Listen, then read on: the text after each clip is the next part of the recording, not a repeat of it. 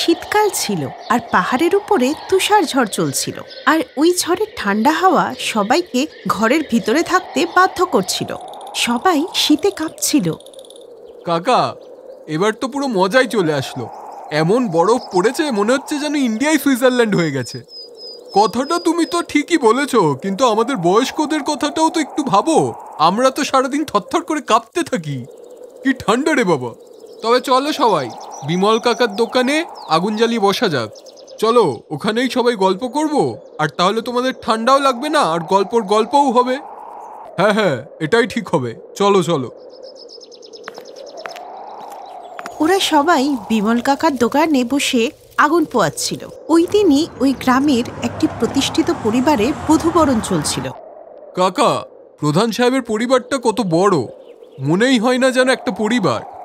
মনে হচ্ছে একটা গ্রামই যেন দুভাগে ভাগ হয়ে গেছে। এক অংশে আমরা থাকি আর এক অংশে ওনাদের পরিবার। আরে অন্তত প্রধান সাহেবের জন্য আমরা পেট ভরে নেমন্তন্ন তো খেতে পাই। হ্যাঁ, এত বড় পরিবার। কখনো কারুর জন্মদিন হয় তো কখনো কারুর বিবাহ বার্ষিকী। এই পরিবারটা গ্রামের সবথেকে প্রভাবশালী আর বড়লোক পরিবার ছিল। এই বাড়ির মালিক ঠাকুর রণবীর সিং গ্রামের প্রধান ছিলেন, ওনার বাড়ির বাইরে।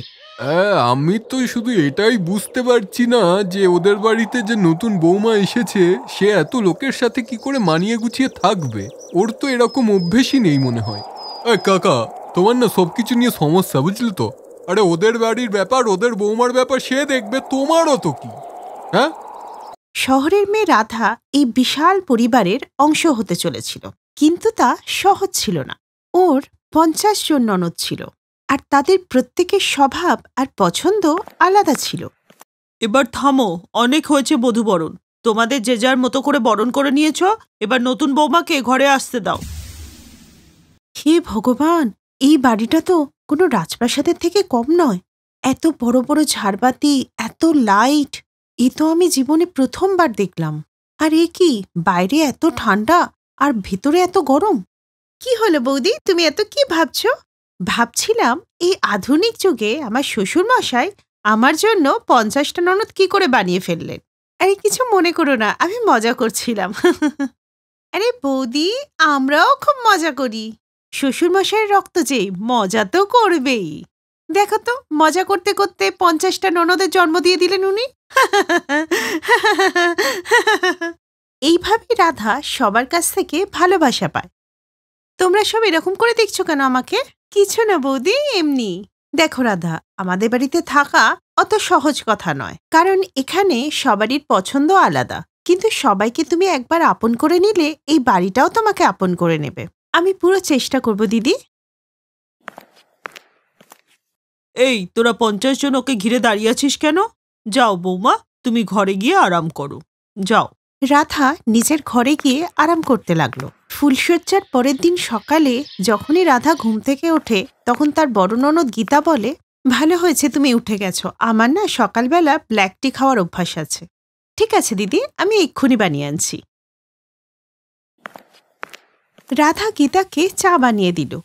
যখনই তার চা বানানো শেষ হলো, তখনই অন্য ননদ ওখানে চলে এলো।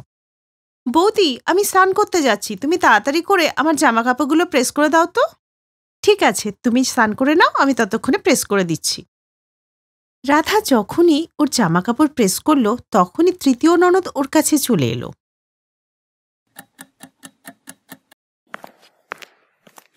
বৌমা, ওদের কাজ হয়ে গেলে ছাদে আমার কাপড় আছে, নিয়ে এসো, ঠিক আছে?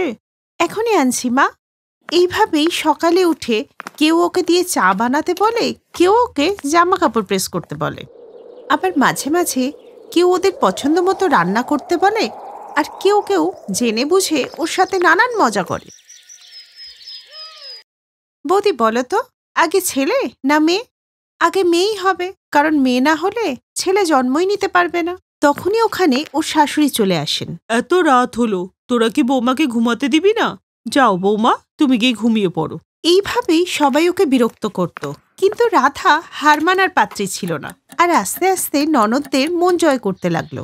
একদিন আবহাওয়া দপ্তর থেকে সতর্ক জারি করা হলো যে এবছর খুব তুষার ঝড় হবে, তাই সবাইকে ঘরে থাকার পরামর্শ দেওয়া হলো। দেখুন, ঠান্ডার শৈত্যপ্রবাহ খুব বেড়ে চলেছে। স্কুল কলেজ সবকিছু বন্ধ হয়ে গেছে, আরও বাড়তে চলেছে, কেউ ঘরের থেকে বেরোবেন না। গ্রামে এক ব্যক্তি এইসব বলছিল আর সবাই এই সতর্কবার্তা শুনছিল।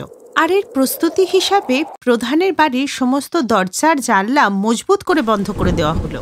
কিন্তু তীব্র ঝড় বৃষ্টি গ্রামকে তছনছ করে দিল। ওই লোকটা যেই ঘোষণা করে গেল, সেই ঝড় বৃষ্টি শুরু হয়ে গেল। এখন রাস্তার ধারে যারা থাকে তাদের যে কি হবে।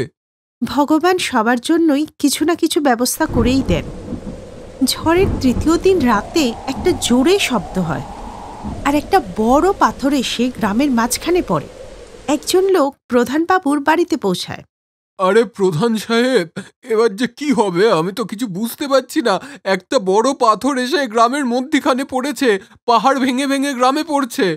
আর এই খবর প্রধানের বাড়িতে পৌঁছাতেই বাড়িতে হইচই লেগে গেল। কিন্তু সবাই ভয় পেলেও রাধা কিন্তু ভয় পায়নি। আরও নিজের ননদদের একত্রিত করে বলে, আমাদের কিছু করতে হবে। এই গ্রামটা আমাদের পরিবার, আর ওটাকে বাঁচাতেই হবে। আমরা 51 জন মিলে অনেক কিছু করতে পারি। কিন্তু আমরা কি করতে পারি রাধা? বলছি। এরপর রাধা সবাইকে দায়িত্ব বুঝিয়ে দিল। রাধা আর 50 জন ননদ মিলে এমন কাজ করলো যা কেউ ভাবতে পারেনি। ওরা সবাই জীবিত মানুষদের ওই স্তূপের ভেতর থেকে বার করে নিয়ে আসে। আর তার সাথে এটাও শেখালো যে সবাই মিলে একসাথে যে কোনো বিপদের মোকাবিলা করা যায়। হ্যাঁ মা, তোমরা তো আজ এমন কাজ করে দেখালে যা বড় বড় নেতা মন্ত্রীরাও করে দেখাতে পারবে না। ঝড় থেমে গেলে গ্রামের প্রত্যেকটা ব্যক্তি প্রধানমশাইয়ের পরিবারকে ধন্যবাদ জানায়। রাধা নিজের বুদ্ধি আর ননদদের সাহায্যে এটা প্রমাণ করে দিয়েছিল যে কোনো কাজই অসম্ভব নয়। ওই দিনের পর থেকে গ্রামে সবাই রাধার নাম খুব সম্মানের সাথে নিত।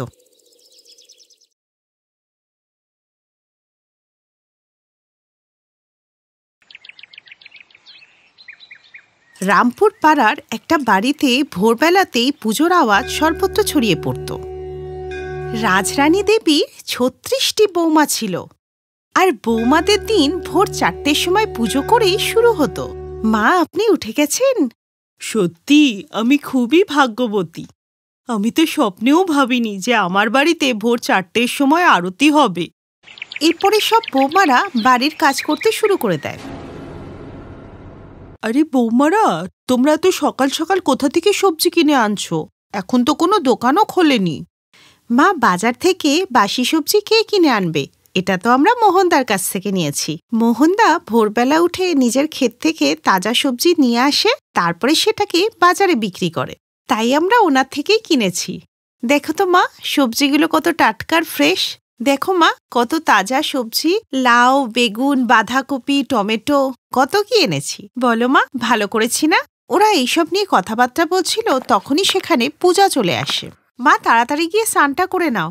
তোমার জন্য জল গরম করে রাখা আছে, আর জামা কাপড়ও প্রেস করে রাখা আছে। এরপর লতা দেবী স্নান করতে চলে গেলেন। স্নান করে এসে উনি দেখলেন যে খাবার টেবিলে ওনার জন্য 36 রকমের ব্যঞ্জন অপেক্ষা করছে। তবে একটু টিভিটাও চালিয়ে দাও, খেতে খেতে বিনোদন হয়ে যাবে। দাও তো। কিন্তু তখনই লোডশেডিং হয়ে যায়। এ কি, লোডশেডিং হয়ে গেল? দাঁড়াও, আমি ল্যাম্প চালাচ্ছি। পূজা তখন ল্যাম্পের আলোটা একটু বাড়িয়ে দেয়, আর তাতেই এক বউ গান করতে থাকে আর এক বউ নাচতে থাকে। মা, বিনোদনটা ঠিক হচ্ছে তো? হ্যাঁ হ্যাঁ, তোমাদের মতো বৌমারা থাকতে বিনোদন তো হবেই। ওনার এমনটা বলতেই সব অস্পষ্ট হতে লাগলো, আর ওনার স্বপ্নটা ভেঙে গেল। আরে কি বৌমারা, তোমরা সব কোথায় গেলে? ও, এটা আমি স্বপ্ন দেখছিলাম, কিন্তু স্বপ্নটা তো খুব ভালো ছিল। লতা দেবীর একটাই ছেলে ছিল, অজিত। আর লতা দেবী নিজের ছেলের জন্য 36 গুণসম্পন্ন বৌমা আনতে চেয়েছিলেন। ঠাকুরমশাই, আমার এমন বৌমা চাই যে ভালো রাঁধতে জানে, তার সাথে পুজো পাঠ করতে জানে, নাচতে জানে, গাইতে জানে, এবং হ্যাঁ, বড়দের যাতে সম্মানও করতে জানে। সব মিলিয়ে আপনি বুঝে নিন, আমার 36টা গুণসম্পন্ন বৌমা চাই। ও আচ্ছা, তবে এই নিন, এই দেখুন 36 গুণ সম্পন্ন মেয়ে নিহারিকা। একদম দৈবিক টাইপের ভাগ্য সম্পন্ন মেয়ে। নিয়ে নিন, আপনার ছেলের সাথে একদম পারফেক্ট ম্যাচ হবে। এবার কথা এগোলো, আর সবার সম্মতিতে বিয়েটা পাকা হয়ে গেল। আর নিহারিকা বিয়ে করে শ্বশুরবাড়ি চলে আসে। এরপর যখন শাশুড়ি বরণডালা হাতে নিয়ে ওকে বরণ করার জন্য দাঁড়ালো, তখনই নিহারিকা বলল, উফ কি গরম লাগছে, তাড়াতাড়ি কেউ এসিটা চালিয়ে দাও না, না হলে তো অজ্ঞান হয়ে যাব আমি। এই বলে নিহারিকা মাথার ঘোমটা সরিয়ে দেয়।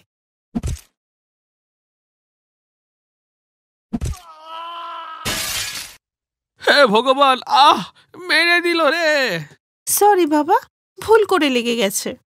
আচ্ছা বৌমা, কোনো ব্যাপার না, যাও তুমি গিয়ে আরাম করো, কাল তো তোমার প্রথম রান্না, যাও গিয়ে আরাম করো।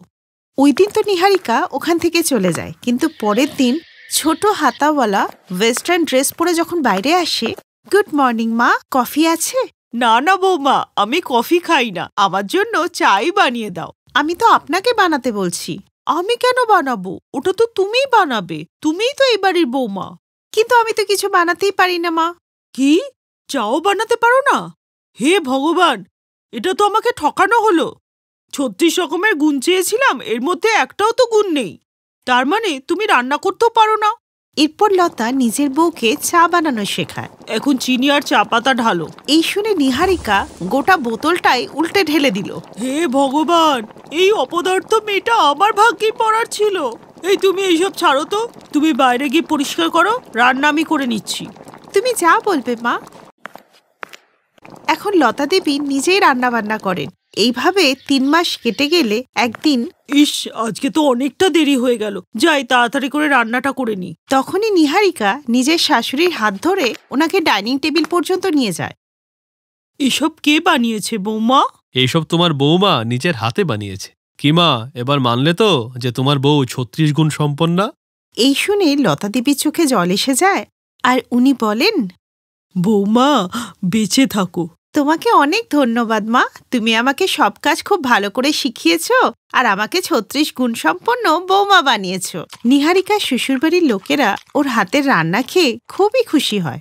এখন নিহারিকা 36 গুণ সম্পন্ন বৌমা হয়ে যায় আর সবার খুব খেয়াল রাখে। Best buddies. Hello friends. Thanks for watching this video. अगर आपको ये वीडियो पसंद आया है तो प्लीज लाइक, सब्सक्राइब, कमेंट्स करें इस वीडियो पर, और हाँ, शेयर करना भी ना भूलें। और भी मजेदार वीडियो देखने के लिए नीचे दिए गए बेल आइकॉन को दबाएं। देखते रहिए बेस्ट बडीज।